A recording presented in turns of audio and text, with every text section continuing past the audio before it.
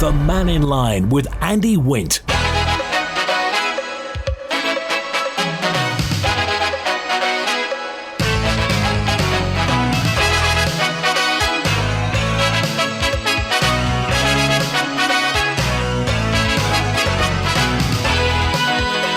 Faster Mai, good afternoon. Mannin Line today is all about education, sport and culture with the Education, Sport and Culture Department. So if you have a question about anything that comes under DESC, by all means do get in touch. You can call 66 13 68, text or WhatsApp on 166 177, email studio@manxradio.com. And we're live today with the Minister and two department members.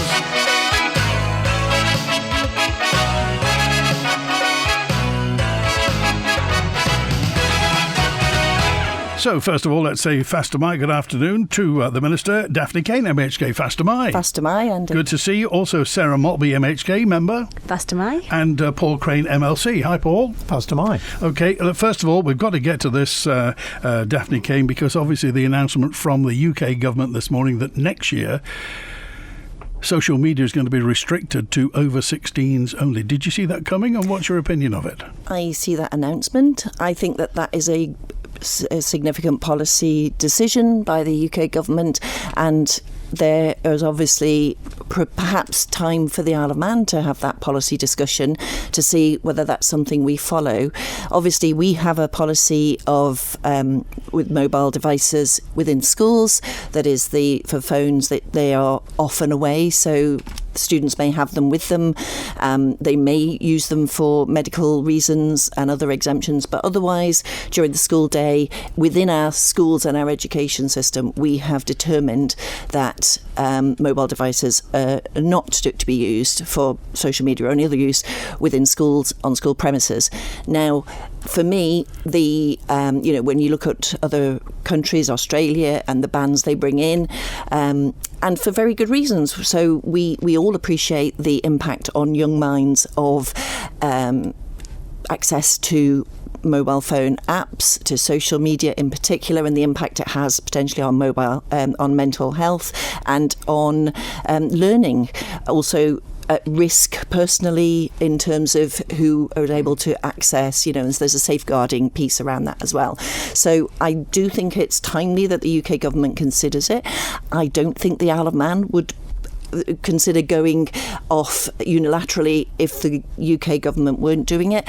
I do have concerns as to how they will police it when you hear that, young people are usually more tech savvy than the parents, and by a simple way of putting a false age on access information, or even setting up your own VPN, virtual private networks around use. So there's a big discussion, and it's very worthwhile to have it. I'd be interested in the wider community, knowing that when we first introduced the mobile phone policy across our schools, there was a little bit of pushback from the upper end of the students who had had a mobile phone since they started, and a smartphone in many cases since they started secondary school.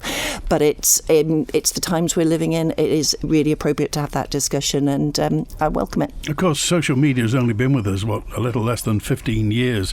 And of course, it affects children, but it also affects teachers as well, because teachers can get a fair bit of hassle on social media. So how does the department approach that? Obviously there is sometimes you find inappropriate comments about individuals that are posted on social media and on forums. When that's reported to us, the department supports staff obviously in ways they can. I just think that it is ever more ungoverned, that space across social media, and as politicians we come in for a fair bit of the attacks across social media that you see. So I sympathise with anyone who has been named, shamed, or have that sort of toxic pile-on that you get sometimes. But it's the world we're living in. We all have to navigate it. And I always think, you go back to your own principles and self-respect, and if you can't say something nice, don't say anything at all. Just be kind. And there are appropriate channels when people have something to say about a particular teacher or policy or something that's happened in school. And it's much better, I think, all round if people go through proper channels. Okay, and Sarah Maltby, what's your view on that policy? Well, of course, I used to work in a school before I was elected, so it was always the policy of just, don't discuss things online, don't accept friend requests of parents, students. It was kind of always just kind of keep your distance and just be very mindful about what you're actually posting. And so that was what it was when I worked in a school, and that's kind of the same policy I've kind of kept to now. Really, is just to try and keep social media for what it's there for social positive posts, something that's interesting but doesn't get into you can't get into a big discussion online. It's not helpful for anybody, and actually causes more upset sometimes for not just yourself but for the people who may read that content, who don't want to engage with some of the conversations on there. So my policy is just to keep social media for what it was intended to, for social purposes. Okay, and Paul Craine? I'm longer in the tooth than these other young ladies, but I came out of the classroom in 1999, so this is years before the iPhone was introduced. But I can understand the issues relating to young people's happiness, relating to bullying, relating to safety, concerns over algorithms which take them down lines. The case we had over the death of Molly Russell and when it went through to the court inquiry, part of the responsibility for her death was laid at the foot of Instagram and so on, because they had algorithms that she was following, and it was unpleasant. So I think it's absolutely right that something is done. It's going to be interesting to see what comes out in the UK, how well it goes down, how well it sticks. But it makes a great deal of sense to try and make our young people happier and safer. Well, as you say, to anybody, and again, I trained as a teacher in the 1970s, and the worst there was a chalk message on the board. But social media's put rockets underneath all this, and as Sarah Maltby said, the reasonable people are fine. Paul, it's the idiots and the malevolent people, and this could be fellow pupils, it could be parents, it could be anything. So the whole education system is, if you like, almost under attack from the bad side of social media. Can you see the wood for the trees for this? Yes, I would say when you say it's under attack, it's only under attack if you're constantly on Facebook reading it. I try to keep off Facebook, right, and I'm probably happier and more mentally sound for having done so. I'm aware of issues out there. They come through. You get your mail and so on, and that's so easy to email members of Tynwald these days. So you're aware of what's going on, but when you look at some of the strategies on some of the social media sites, this notion of rage bait, that somebody's putting something on deliberately to provoke people to come back, and once the people start going over the top, others will respond to that, so it becomes a downward spiral, really. I think it's hard to this is not peer-reviewed articles you're looking at when you look at social media. So I don't think you should ever get too hot under the collar about it, but it's hugely disappointing that so many people who clearly don't know what the issues are still happy to sprout off about it. Okay, I've got a question now that says parents with children planning to go to university in September. This is fairly lengthy. We're in the unfortunate position, having been penalised by means of means testing, just falling on the cusp, taking into account both of our incomes. We don't have the funds to support our son because we're divorced, and between us running 2 households, 2 mortgages, 2 everything, I thought he'd be able to take a student loan towards help his fees and maintenance costs, but Student Awards tells us it will be a maximum of $3,250 per year he can borrow, and that we need to stump up for the rest of his fees, accommodation and living costs. We're considering both remortgaging to release some funds, but that increases our monthly mortgage costs, and we'll need to be giving him a weekly amount to live on top of our normal monthly budget. We're struggling to figure out how we can do this. It feels like we're stuck between a rock and a hard place, and now I'm really envious of parents who are getting the full student award towards their children's university. Our son's bright, hard grafter. He's predicted A stars, A Bs in his A levels. We really want him to be able to continue his studies, but don't have the have a financial impossibility get in his way. Does anyone have any advice? We can't afford to service personal loans. Any other options, Daphne Caine? Well, obviously, we've revamped the Student Awards system for this coming September, although we're still supporting those who commenced previously on the old scheme. And the Isle of Man generally is in a better position than many students in the adjacent islands, because for eligible students, accepting that your income would be up to £112,000 income, would enable the full grant, which now is £6,000 of the roughly £9,500 cost of tuition fees, to be paid. And yes, the tuition fee, the loan element of that is the part that can be offered as a loan to students. There will always be people who fall one side or another, and that's unfortunate, but we do have a taper to support students as much as we can. And there are other options. You know, I'm in the same situation. I have one, potentially two students who will be looking for further higher education come September, and we will be looking at what's best for them. For some students, I understand there are loans available. Obviously, they're not at quite the same interest rate of the Isle of Man Student Awards loan elements. And I would say, you know, it cannot be all things to all people. We are lucky that we've retained student awards to support the students who are able to go away and who meet the eligibility criteria. For those higher earning parents, ever since being in this job, it's actually the parents who fall just above the income levels that I hear from most, and I'm very aware of it. For this September, there will be private loan companies available, or for some students, they determine they'll take a year travelling or working before starting a university course. Right. Will those private loan companies, are they recommended by the department? Or? We don't recommend them, but there are some on island. Okay. How is means testing for university students calculated? So in terms of the loan, we have had a significant increase in the income level for students, for households, for students going away to get the whole grant, including the maintenance grant, and that has gone up from £23,500 to £31,000, just over £30,000. And that means that students in those lower income households will be eligible for the full maintenance grant of £8,500, as well as the student fees to be paid at £6,000 and the ability to take out the loan for the difference. We determined this year that we were having up to the amount of child benefit eligibility, which is £90,000 a year.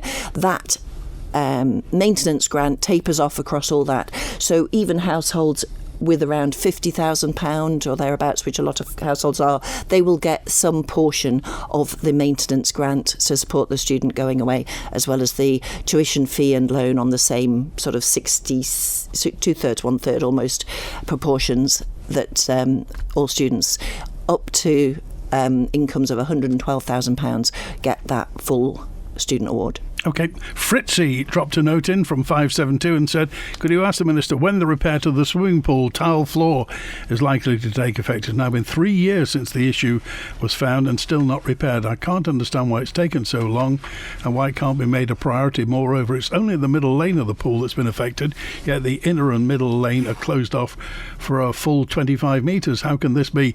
Who's responsible for this? And while we're at it, 235 sent in and just said, who writes the NSC timetable for swimming?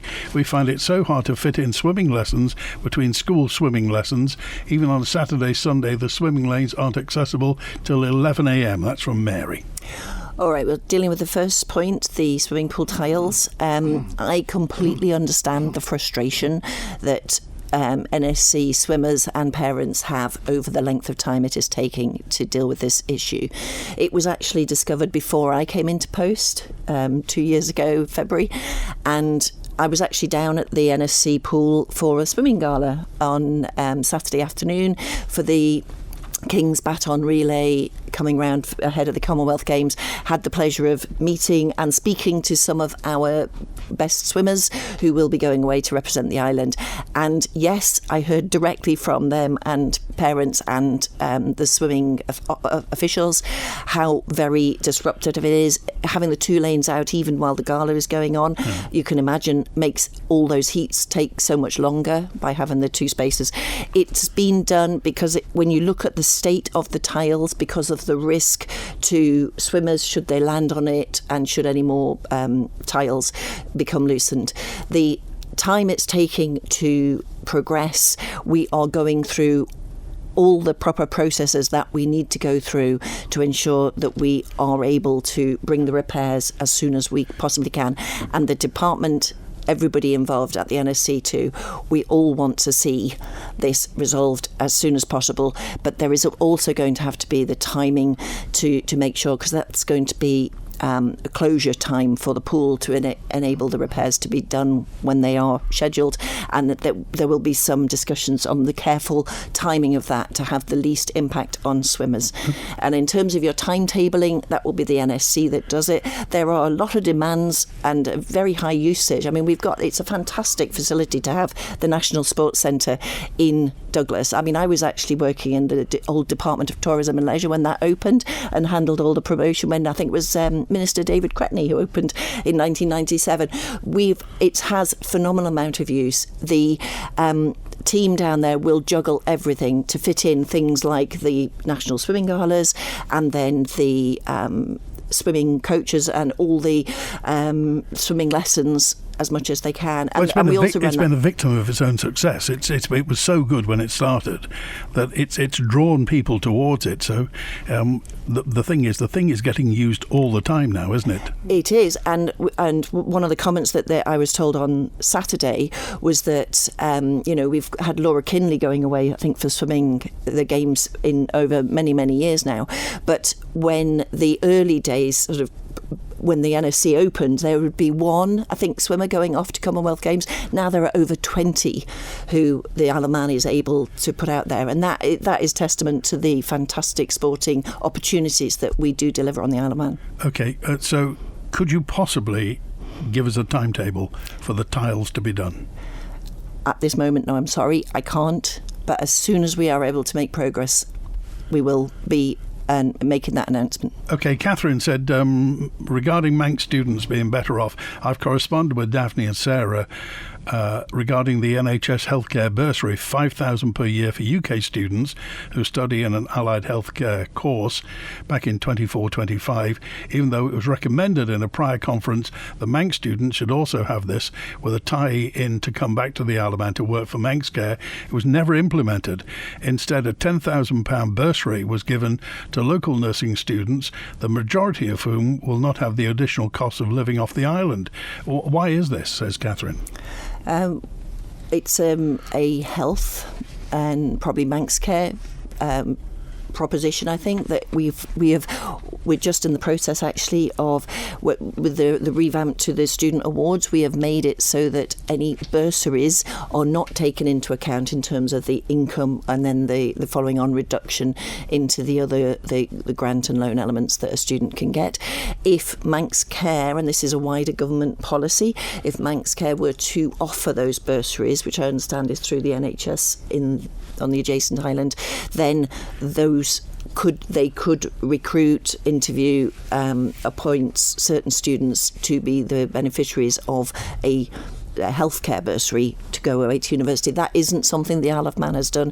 I'm not sure if it's something that to be done in the future, because obviously I'm aware of some students who were looking to go to Wales, but the paramedic course that they were looking to go has actually stopped because they have such success from previous years of having the bursaries and having the number of students carry on, and in nursing, that certain times they have enough supply of the newly qualified students coming through. But it is for me, that's a wider policy for the island. That isn't something that we offer through the student awards, because ours are the same for all students going away to do courses. But the bursary element, I believe, is something through healthcare. OK, let's get to the phones now, and David's with us. Hello, David. You're live with the Department of Education, Sport and Culture. Oh, good afternoon, Andy. I've got a couple of questions, actually. First one is about a Freedom of Information request, which is now going to the Information Commissioner for a decision notice. And I'd like to ask the Minister why she refuses to publish the breakdown of results at King William's College, but does so for each of the state schools on Ireland. And secondly, this one's for Sarah Maltby, because she's also a DFE member, if I am correct. Is she aware that the Attorney General has extended the period again by which King William's College has to submit its accounts? So its latest accounts, which should have been with us by the end of February, will now not be with us until the end of July. Is there a problem at King Bill's? Is the £2.25 million a taxpayer get them not enough? Okay, Minister. So the first point was about the Freedom of Information request. From memory, I was aware of this, and I think we have a protocol in place that we obviously can provide the information that the department holds that are for our own schools.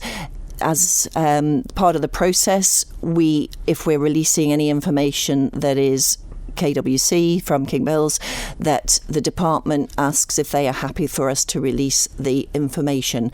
And I don't know what was the outcome of that, but as the information has not been forthcoming, I think that perhaps that was asked not to be released. But it's not, although the information comes to the department, it is the King William's College data.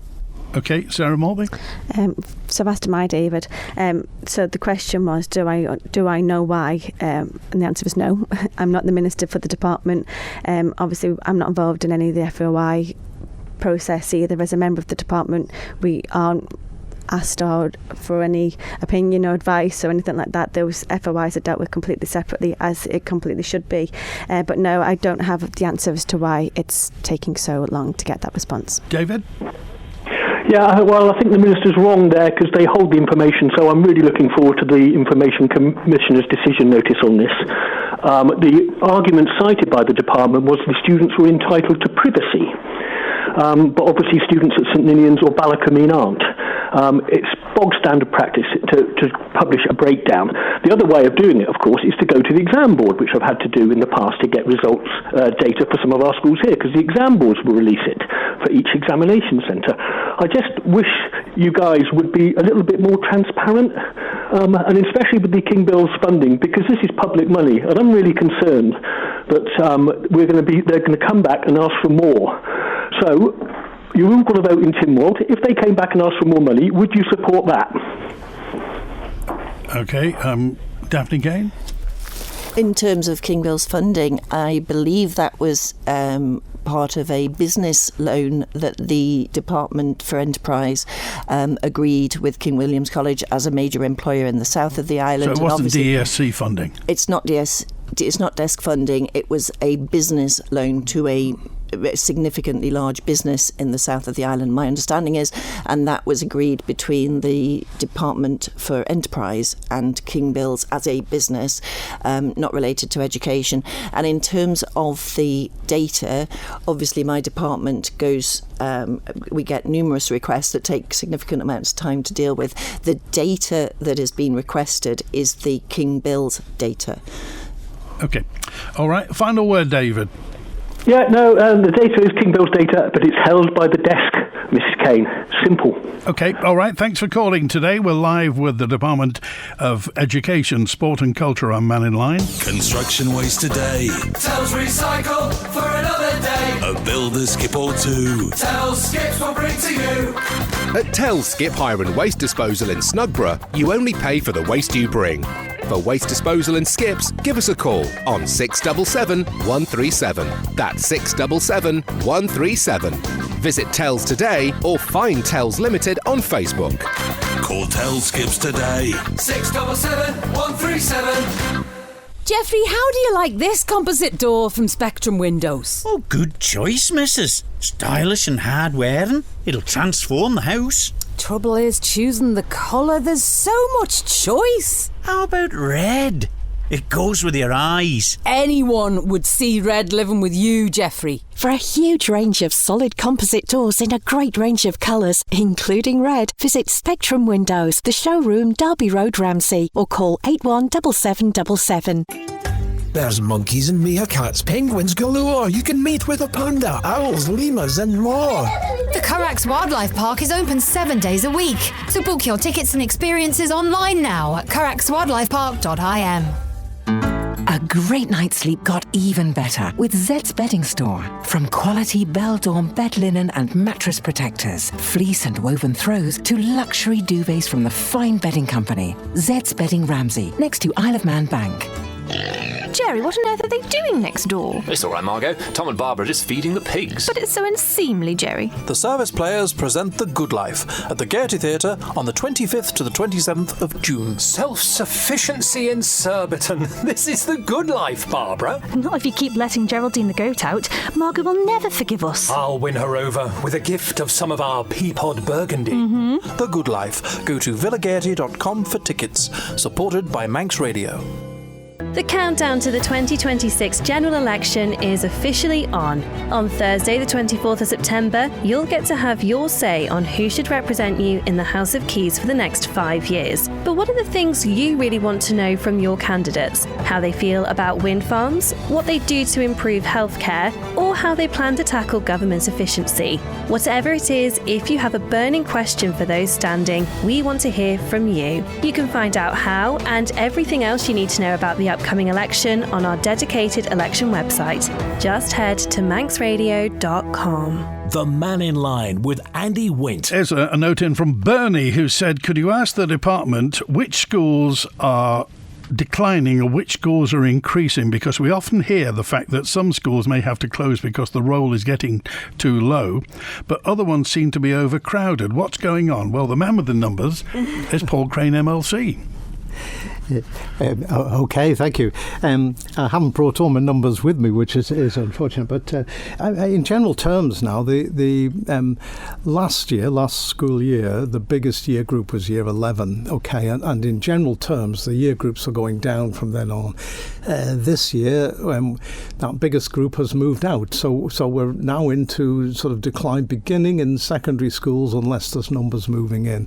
So the general picture across the island is that secondary school numbers are still growing, primary school numbers are now declining, but there are variations within that. I think that the standard picture is shown there in Peel, where if you look at Peel Clothworkers School, the numbers peaked a couple of years back. In the secondary school now, QE2, the numbers are still rising and they're very large. And this is one of the problems of school development and school positioning, because when you have a new housing estate in particular, it boosts young children of primary school age initially, but that wave passes through and beyond. We have got movement into the island at the moment, and that is creating variations in school numbers. In general terms, regional terms on the island, the schools in the north have been declining faster than those in the south. In the south, there's been some growth in some areas, so we do see these variations. But the issue of school size and whether schools should close, there is another factor that's having a major impact on this, and that's as time goes on, we're seeing more children with special educational needs of various sorts, and they are requiring additional staff support in school, and therefore some of the schools that appear to have declining overall numbers actually have got some special needs students who are adding to the need for staff. So it's never as simple as it might look from outside. You've done the population atlas, and obviously the birth rate is pivotal to a lot of this. So what's the birth rate now on the Isle of Man? Well, the number of births has dropped from a peak of 1,023 in 2010. Last year it was at 574. So we've seen very nearly a 45% decline in 15 years. So it really is quite remarkable. We're not alone in the world in doing that by any means. There's lots of other countries showing decline. Jersey, in fact, is running just about 2 years behind our trend. You know, they peaked later than we are, and they're not falling quite as fast, but almost as fast. But globally, half the world countries in the world are now in this position of having below replacement level fertility, and that raises a whole new issue on top of that. Yeah. But, so we need bluntly, we need children to come in because not enough Manx children are being born. Yes, that's a fair point. I know it's one that needs greater conversation, I think, in the community. The children coming in would be through migration. We perhaps need to... the Isle of Man's a great place for bringing up a family, but perhaps we need to provide greater support to ensure that it's affordable. You tend to find... people, when I say the birth rate's going down, the numbers of births dropping, people will immediately talk about the cost of housing and the cost of childcare. But when you see that globally births peaked just 2 years after us, 2012, and when you look across the countries of Northern Asia, particularly Europe and North America, when you see the declines in births going on there, this is far more than just an Isle of Man issue. And that's why in the Population Atlas I've tried to sort of explain what are the local issues causing this, but what are the wider issues, and what are the debates we need to have to change that. I'm just trying to remember, when were you a teacher? What years were you a teacher? I was a teacher between 1979 and 99, and then I was an education advisor for the next 16 years. But then I was back working in the school as a data manager after I'd retired for the first time. I'm just guessing that if you were a teacher in the 70s, you would have taught children who'd got 2 and 3 sisters and brothers. There were quite big families back then. So there's been a contraction in the size of families. And is that just a thing that's happening in Western Europe, or whereabouts is that happening? No, it's global. In fact, the country that's got the lowest what they call the total fertility rate at the moment is South Korea. They're producing just a third the number of babies they would need to be at replacement levels. Right. So this is much wider than that. And some academics are claiming that it links in with the advent of the iPhone and the amount of time people spend in social media and a number of other things, relationship deficits and so on. But it's also about women having better opportunities and delaying the first birth and then increasing gaps between births or having just one child. And it's about some younger people deciding that this is not a fit world to bring young people into, and that's a factor. I know I've said that to some older people and they've laughed at me, but the evidence is absolutely there. I mean, it is true. So some young people do stress about bringing a child into the world. Yeah. No, okay. Paul, we appreciate that. I want to go to Georgina. Thanks for hanging on. You've been there for ages. Hello, Georgina. Hello, can you hear me? Yes, you're live with the Department of Education, Sport and Culture. Go ahead. Oh, well, thanks very much for taking my call. I'd like to address this to Minister Caine, if I may. I'm hoping to be able to educate people today as to whether our politicians are able to represent their constituents with truth and integrity, given the constraints placed upon them in certain things like standing orders. I'm also talking on behalf of 8,500 people this afternoon from our community resident group, No Offshore Turbines for the Isle of Man. Okay, you do know we're talking about education, sport and culture today. Yes, I'm trying to educate 8,500 people as to what's going on in terms of the electoral process and representation. Okay, but do you have a specific question about education, sport and culture rather than the wider case of educating people, as you say? Because that's what we're talking about today, schools, culture and the language. Well, I have some very interesting numbers, but possibly not. You possibly don't want to hear them. Well, it's not that we don't want to hear them. It's just not appropriate to this programme. We're talking about education, sport and culture. You've heard what we've been talking about. Have you got a question? Yes, I have. Okay, what's your question? My question is, how can we educate the population who want to hear from their politicians as to how they're going to go through this election and not talk to their constituents? Okay, Daphne Caine.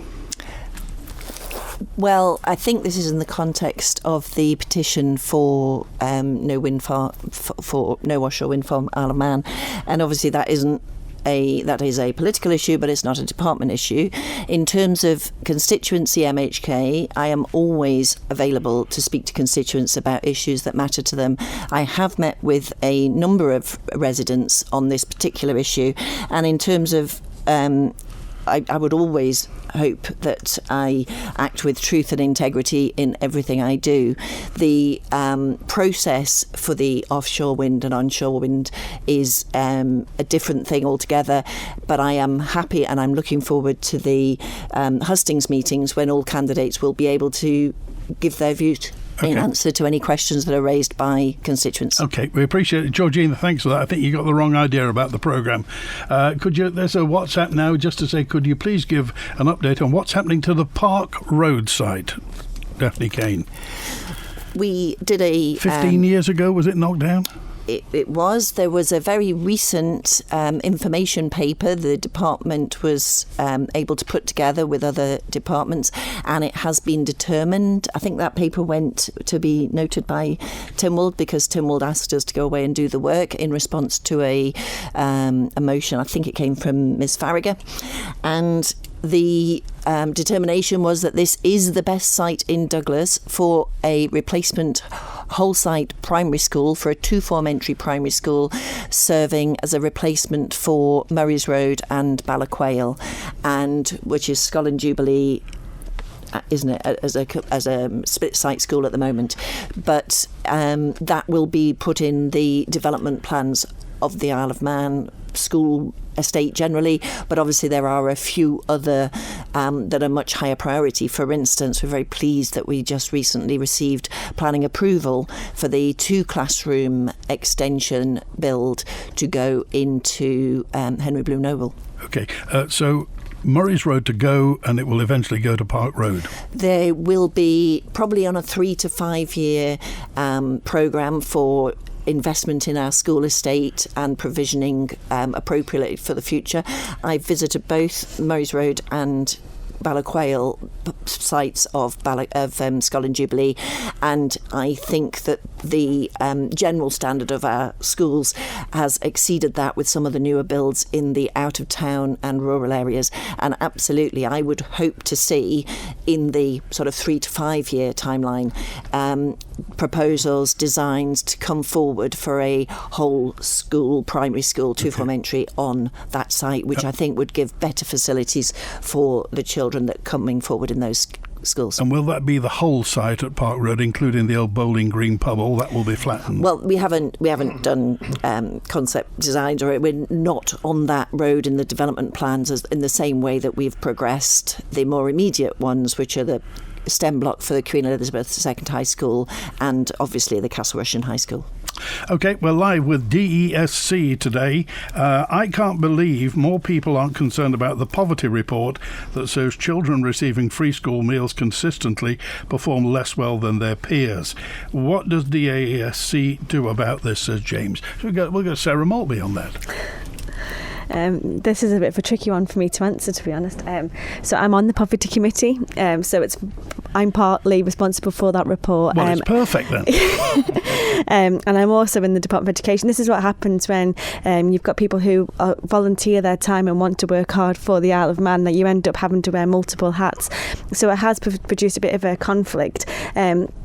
So I'm working with the department and with the poverty committee to establish how we move forward on ensuring that some of the recommendations are supported, or at least if they're amended, that they're amended with a plan in place to actually address some of the issues that the poverty report identified. Okay, do children receiving free school meals consistently perform less well than their peers? Sarah Maltby, do they? I don't think it's fair to say that's the only reason why they would perform less well than their peers. I think that's one of the it's very hard when data isn't collected as well as what we might like to on the Isle of Man. I think that's been a problem across government, actually, not just for this area. However, that was something to pin our hat on, I guess is the phrase. Can I sort of offer something there? Having worked in the education department, monitoring some of these things for 16 years, and then in a school working as the data manager for the school, and again monitoring that information for the schools, there are differences between students that are on free school meals and the overall results, but the equation of those things is false, I would say.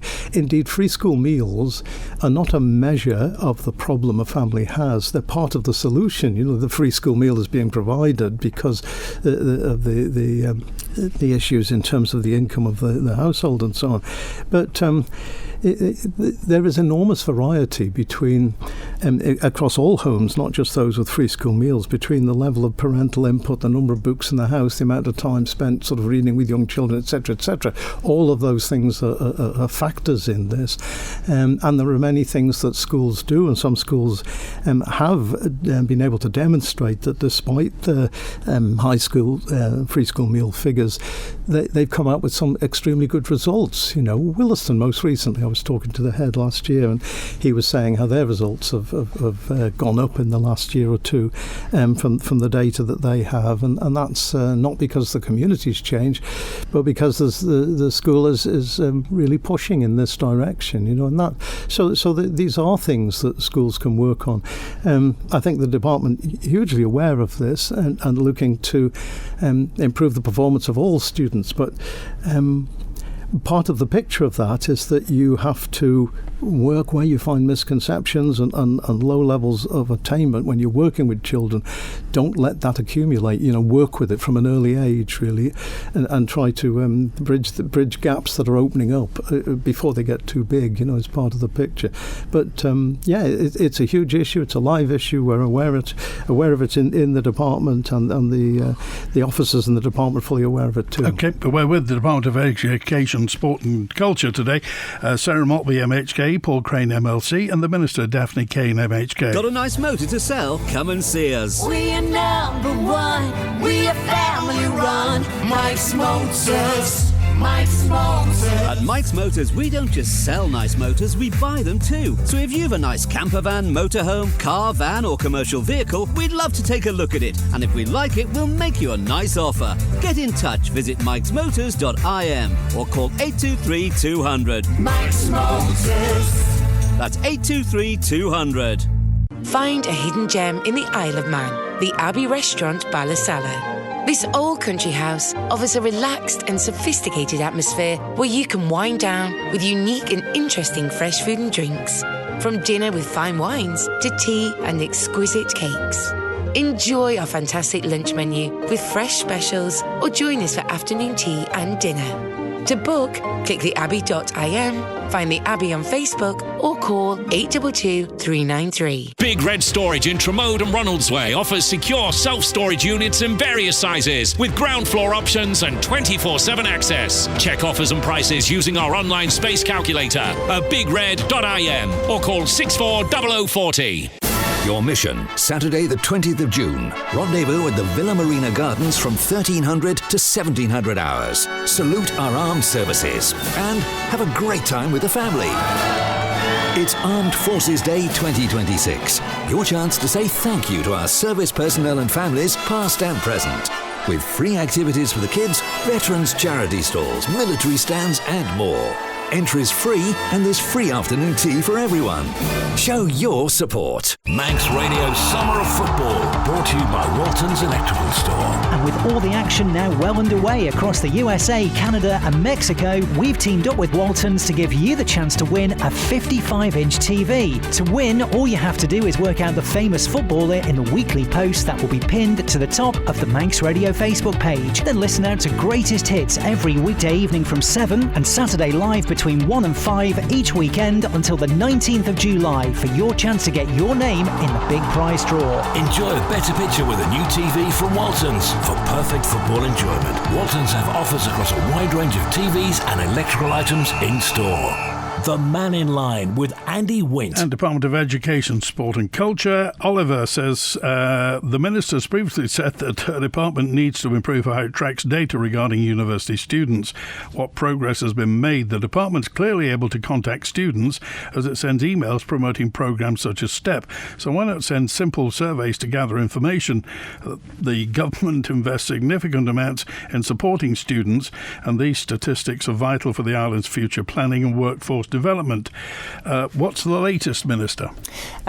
In terms of destination data, the department collects data at the end of the compulsory education, so that's year 11, and we have very good data on the destination of how many, and it's very a high proportion who now go into sixth form, those who go into work, which is pretty small, or UCM, and then the tiny amount who may be unemployed.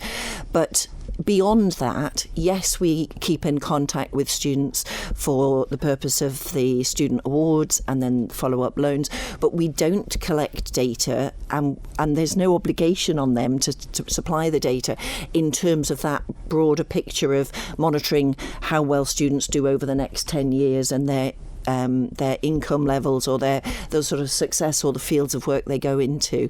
That would be a much bigger piece of research. I don't know if Mr. Craine might have more of an insight. Yeah, the things I would sort of add into that really is when, in terms of monitoring how students are doing at university, you really don't get part-way data. You know, the only sort of solid information is what happens at the end of the degree, whether they've got a first, a 2-1, 2-2, etc. And that sort of information is not automatically accessible to us. By the time the students receive it, they are no longer getting grants, etc. They're no longer part of our organisation, and I'm not sure how kindly they take to being monitored now. We do have information when students drop out, when they fail courses, and students can be asked to repay if that's the position, if they're seen to have contributed to that or not notified the department early enough and so on. But it is quite a difficult area, but I don't think you'd find for any area in the UK that local education authorities would be in a position to tell you what the outcomes were from students. Education's a non-tangible output. You know, it's not something you can actually count. It's not like widgets or nuts and bolts and what have you. Yeah. So is there a concept at all within the department of value for money, of how much is spent on university grants and awards and what have you, and what the Isle of Man actually gets back? Yes, of course there is, and that's a much wider than an Isle of Man interest thing. In terms of this, some of the universities actually charge higher fees, and there are real questions about whether they're value for money. I think we've still got one or two universities where you can't get the grants towards for the tuition because they're charging higher fees than others are with limited justification. So it's never sort of straightforward, but yeah, value for money all the time. And indeed that's something that students are voting with their feet over. You know, the numbers going to university now is lower than it was some years ago. Not way back. You know, when I went to university, it was only the 5 or 10% of students that were getting to university each year. Then we reached peaks of 50, and we're now down to 40s or under 40s and so on, or lower than that in some areas. Why is that? Sorry? Why is that? I think some people are saying in the current employment crisis, with the problems you have with unemployed graduates and graduates taking jobs that are well below the level they're qualified to take, there are some students who look at it and say, well, I don't think I'm going to go to university. And indeed in the Isle of Man there are some tremendous opportunities if you join up with some of the insurance companies and so on. By the time you're 21, 22, you may have actually got a degree via work you've done along the way, but you've actually been earning for 3 or 4 years as well. So there really are opportunities like that. Okay, final question. Julian, you're live with the Department of Education, Sport and Culture. Hi Andy, and hello Daphne, Sarah and Paul. Faster Mike, Julian. Hi. Hello. Hiya. Probably my question may well be for Paul, as he's the demographer. What I'd like to ask you is, how important do you think it is to retain Manx culture on the island and don't let it get diluted? And your other point that you mentioned earlier was that the birth rate on the island is very low. I noticed that the European countries, all of them, are also below the replacement level.